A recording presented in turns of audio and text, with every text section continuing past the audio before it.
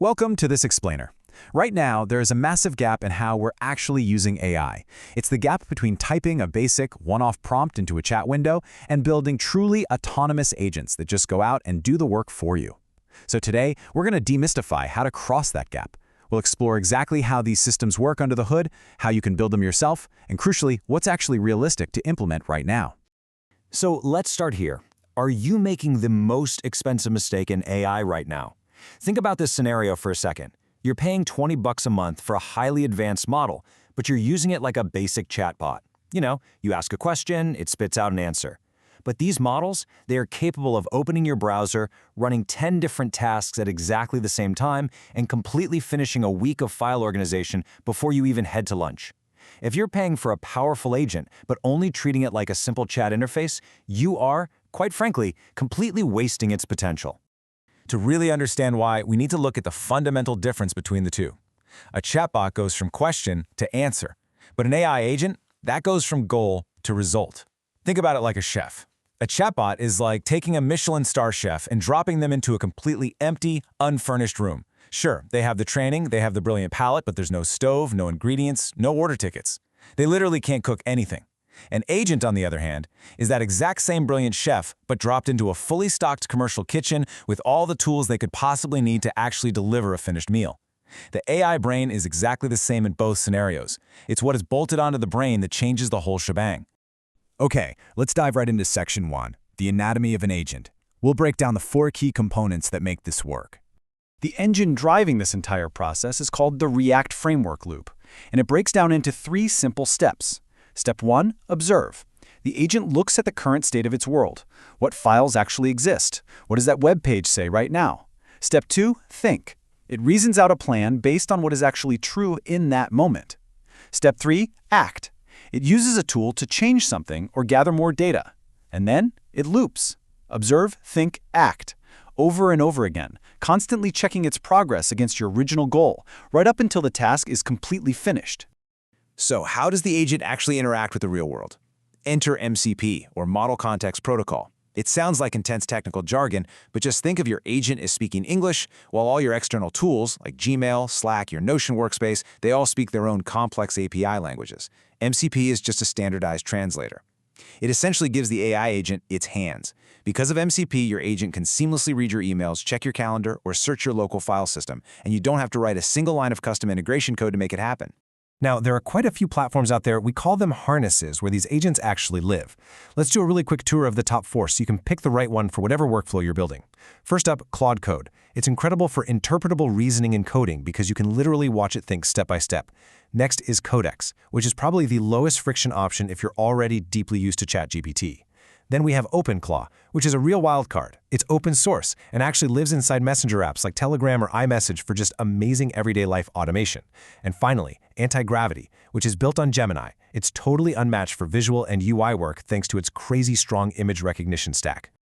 Moving right along to Section 2, writing the prompt contract. This is all about how we communicate so these tools don't completely go off the rails.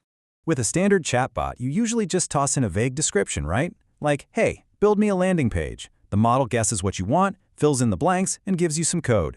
If you hand that exact same vague description to an autonomous agent, you are quite literally burning tokens, which means you are burning actual money. The agent will just start spinning up random files, downloading heavy frameworks you never even asked for, and building some bizarre dark mode website you never actually wanted. You have to shift your mindset. Stop giving descriptions and start writing a strict contract with a crystal clear definition of what done actually looks like. The way you do that is by mastering the 4 pillars of a prompt contract. Every single prompt you hand an agent absolutely must include these 4 elements. First, the goal. State the exact final outcome, not just the action you want it to take. Second, constraints. These are your strict guardrails. What is the agent absolutely not allowed to do? Third, format. Give it the exact shape of the output you expect, like give me one single HTML file and one markdown document. And fourth, failure. You have to tell the agent exactly what to do if it gets stuck. Like, tell it to stop and ask you a clarifying question, instead of endlessly looping in the background and burning through your whole API budget. There's a brilliant saying for this. Your constraint list is your scar tissue. Let me share a quick anecdote from our source material that perfectly hits the nail on the head. So an agent kept sneaking these goofy emojis into highly professional B2B confirmation emails. The user would delete them, but the very next day, the agent would just add them right back in. Here's the lesson. Every time an agent does something you didn't anticipate, that mistake becomes a permanent constraint in your future prompts. Your list of constraints naturally grows as you learn what can go wrong. It's your scar tissue. And this brilliantly illustrates our next topic. Section 3, Memory, Skills, and Organization. How we give these agents a brain that actually remembers things. First up, we use skills. Think of skills as standard operating procedures, or SOPs, for your AI. Let's say you constantly analyze competitor ad campaigns. You definitely don't want to type out your complicated 20-step process every single time you need it done. Instead, you package that process exactly once into a skill file. Using a concept called progressive disclosure, the agent just reads the short descriptions of your available skills and then loads the exact, detailed instructions only on demand. It turns tedious, repetitive manual tasks into instant, autonomous actions. To actually make this work in practice, you just drop a couple of essential, plain text markdown files right into your project's root folder. It's super simple. Files like Claude.md or Agents.md act as the overarching system instructions. They tell the agent exactly who it is and what tools it has access to. Then, you have your Memory.md file. You literally just instruct the agent to append new rules to this file every single time you have to correct its behavior.